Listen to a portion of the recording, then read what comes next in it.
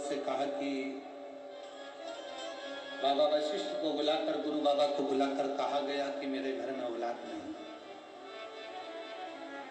बाबा ने कहा कोई शिव का भक्त आया और पुत्र कामेष्ठी यज्ञ करवाए।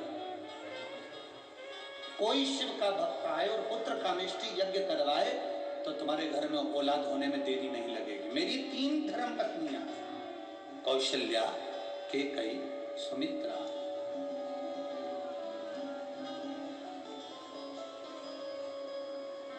मेरी 3 धर्म पत्नियां होने के बाद भी मेरे घर में औलाद नहीं, तो कोई शिव का भक्त आए और पुत्र कामेष्ठी यज्ञ करवाए।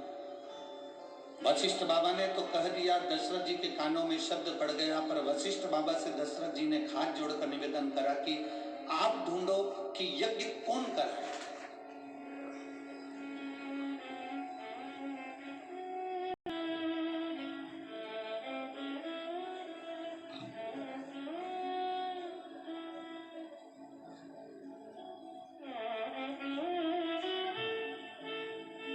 इतना विशाल यज्ञ संतान की प्राप्ति के लिए, पुत्र की प्राप्ति के लिए, इस यज्ञ को कौन करा सकता?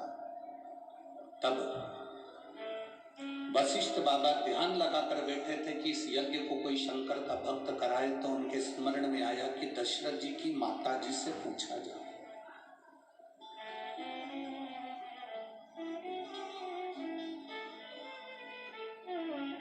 इंदुमती जी से पूछा गया। दशरथ जी की माता जी से पूछा गया। वशिष्ठ बाबा ने उनसे पूछा, यज्ञ ऐसा ब्राह्मण हो बताओ जो शंकर की भक्ति में डूबा रहता हो, शिव तत्व में डूबा रहता हो, क्योंकि ये पुत्र कामेष्ठी यज्ञ, संतान की प्राप्ति का यज्ञ केवल एक कर सकता है और वो शंकर का कोई भक्त कर सकता है।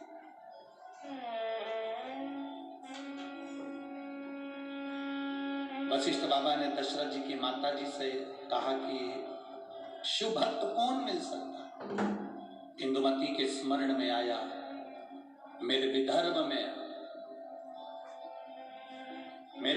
में जो शंकर की भक्ति में हर तरफ डूबे रहते हैं, वो केवल एक शृंगी ऋषि है।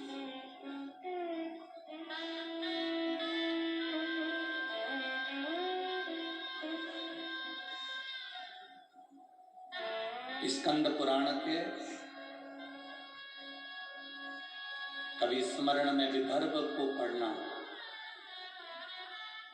स्कंद पुराण के विदर्भ को यदि आप पढ़ेंगे तो विदर्भ में आप पढ़ेंगे कि दशरथ जी की माता जी ने, इंदुमती जी ने कह दिया वशिष्ठ बाबा से, आप चिंता मत करो, अगर पुत्र कामेष्ठी यज्ञ करवाना है तो मेरे मायके में विदर्भ में जो हमारे घर के राजगुरु हैं शृंगी बाबा, उनको निमंत्रण दिया जाए। एक स्त्री मार्गदर्शक बन जाती है, एक स्त्री मार्ग बताने वाली हो जाती है, उनको बुलाया जाए। ये अमरावती की धरा से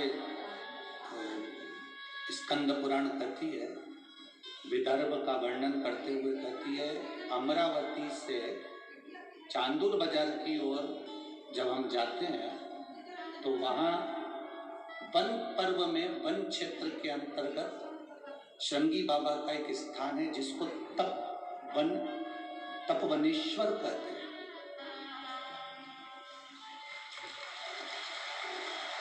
जिसको तपवनेश्वर कहते हैं। आप लोग गए हैं?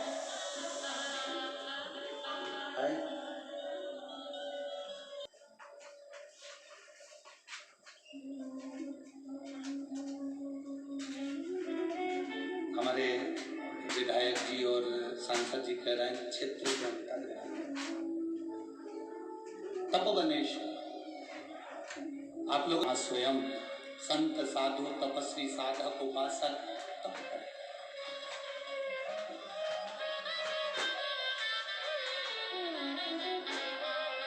तपवनेश्वर, जहां पर शृंगी बाबा बैठकर तप साधना में लीन थे, तप में लीन। दशरथ जी की माता जी ने खबर करवाई अपने पीहर में, दशरथ जी के ननिहाल में, कि दशरथ जी को पुत्र कामेष्टि यज्ञ करना है और आप शंगी बाबा से जाकर निवेदन करो। शंगी बाबा उस समय पर तप मुद्रा में लगे हुए थे, बैठे गुफा के अंदर भजन में लीन। जब कोई राज सिंहासन को तुम्हारी जरूरत पड़ती है तब राज सिंहासन पर जाकर आप अपने ज्ञान को, अपने उद्बोधन को, अपनी समझ को जरूर देना चाहिए। पर जब राज सत्ता को अपनी जरूरत नहीं है, उस समय पर बैठकर केवल भगवान शंकर का भजन करो, राम का भजन करो, कृष्ण का भजन करो, शिव का भजन करो। राज सत्ता की ओर जाना उत्तमता नहीं है।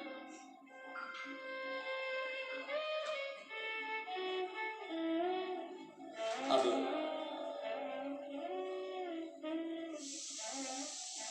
खबर कराई इंदुमती जी ने और खबर पहुंची विदर्भराज के पास में। सुंदर कौंडन्यपुर में खबर जाती है और वहां पर खबर मिलते ही विदर्भराज ने जाकर निवेदन करा शृंगी बाबा से, मेरी बहन का बेटा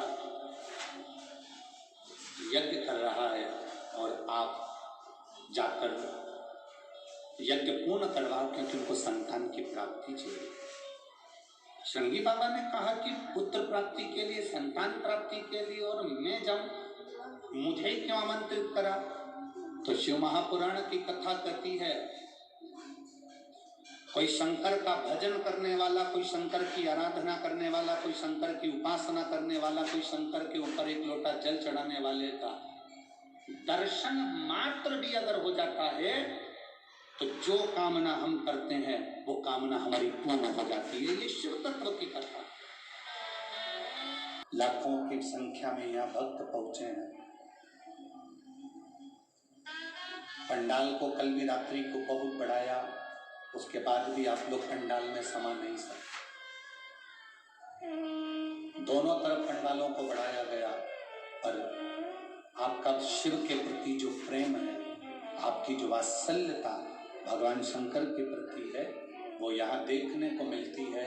इतनी दूर से बस तो कहाँ खड़ी है, बस छोड़ देती है, आप पैदल पैदल पैदल पैदल चलते चलते यहाँ तक पहुँचते हो। 3 किलोमीटर 4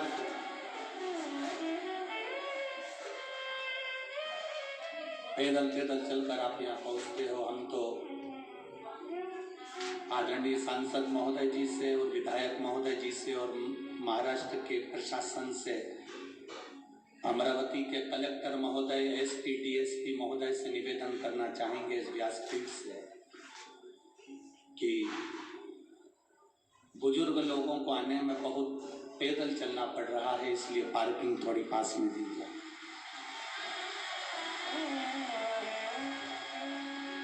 यदि बुजुर्गों को लाकर कथा के पंडाल तक छोड़िए, प्रयास करिए कि नजदीक तक भले गाड़ी छोड़कर चले जाए, पर नजदीक तक भले 1 किलोमीटर आधा किलोमीटर दूर। बहुत सुंदर व्यवस्था माननीय सांसद महोदय जी ने, विधायक जी ने, आमदार खासदार जी ने बहुत चाहते हैं आप उस यज्ञ को पूर्ण कराओ। शृंगी बाबा ने मना कराया, शृंगी ऋषि ने मना। शृंगी बाबा बोले मैं नहीं जा सकता, मेरी तप साधना छूटती है, मेरा भजन छूटता है, मेरा कीर्तन छूटता है, मेरा स्मरण छूटता है, मैं नहीं जा सकता, मैं नहीं जाऊंगा। जैसे ही निवेदन किया, जैसे ही गुफा में प्रवेश कर तप करने में लीन थे, शृंगी बाबा का एक नियम पक्का था कि रोज पार्थिव शिवलिंग का निर्माण करना, उसकी पूजन करना, उसकी आराधना करना। आज पार्थिव शिवलिंग का निर्माण शृंगी बाबा बस कर ही रहे थे, आधा शिवलिंग का निर्माण हुआ था, पूर्ण तरह से गोल शिवलिंग बना ही नहीं था, केवल हाथ का स्पर्श किया गया था। इतनी देर में तो देवाधिदेव महादेव प्रकट हो गए शृंगी बाबा के सामने। देवादिदेव महादेव प्रकट हुए और देवादिदेव महादेव प्रकट होकर तुरंत उसी समय पर बोले श्रृंगी ऋषि से, ए श्रृंगी बाबा, अयोध्या के राजा दशरथ जी यज्ञ करवाना चाहते हैं, आप पुत्र कामेष्ठी यज्ञ करवाइए, क्योंकि भगवान नारायण पृथ्वी पर अवतरण होना चाहते हैं, इसलिए अवध में राम आने चाहते हैं। आप करवाइए। आधा शिवलिंग का निर्माण हुआ था, इसलिए आप लोग अगर तपवनेश्वर गए हो, हम तो आज तक नहीं गए, अगर आप लोग तपवनेश्वर गए हो, हम नहीं जा पाए, हम तो कहेंगे सांसद महोदय जी से, विधायक जी से, अगर नजदीक में हो तो एक बार बाबा के दर्शन अवश्य कराएं, जिससे हमारी जिंदगी सार्थक हो, जीवन के साथ। ऐसी पवित्र भूमि, जिस भूमि से श्रृंगी ऋषि यज्ञ कराने के लिए अयोध्या में जाते हैं, अवधपुरी में जाते हैं, इतनी पवित्र भूमि से, विदर्भ की धारा से श्रृंगी ऋषि जाकर जो यज्ञ कराते हैं, राम जी को लाने के लिए पुत्र कामेष्ठी यज्ञ करवाते हैं, वो श्रृंगी ऋषि की पवित्र भूमि का दर्शन हो, इससे बढ़कर सुख और क्या हो सकता है। तपवनेश्वर जो शिवलिंग होगा वो पूर्ण तरह से गोल नहीं होगा, शास्त्र में लिखा है। क्यों? उसका कारण ये है कि श्रृंगी बाबा शिवलिंग का निर्माण कर रहे थे और इतनी देर में शंकर भगवान प्रकट हो गए और उन्होंने कह दिया आपको इसी क्षण अवध के लिए जाना पड़ेगा, अयोध्या के लिए जाना पड़ेगा। तो वो दोनों हाथ लगा हुआ शिवलिंग का भाग छोड़कर, अर्थात त्रिकोणा भाग कह सकते हैं, त्रिकोणी ऐसा भाग छोड़कर पूर्ण तरह से शिवलिंग नहीं बना पाए, और त्रिकोणी भाग छोड़कर श्रृंगी बाबा विदर्भ राज से आज्ञा लेकर, उनको कहकर, उनको निवेदन कर कर कि अब मैं आपकी बहन के घर जा रहा हूँ यज्ञ कराने के लिए, और अवधपुरी में पहुंचे और उन्होंने यज्ञ करवाना प्रारंभ करा। जो यज्ञ करवाया, खीर का कटोरा आया, दशरथ जी महाराज के मन में भाव उत्पन्न हुआ कि ये खीर का जो कटोरा आया है, ये खीर खाने से संतान की प्राप्ति हो सकती है। जो प्रश्न आज के लोगों को लगता है सफेद आंकड़े की जड़ बांधने से क्या संतान की प्राप्ति हो सकती है, बेलपत्र खाने से क्या रोग का निवारण हो सकता है,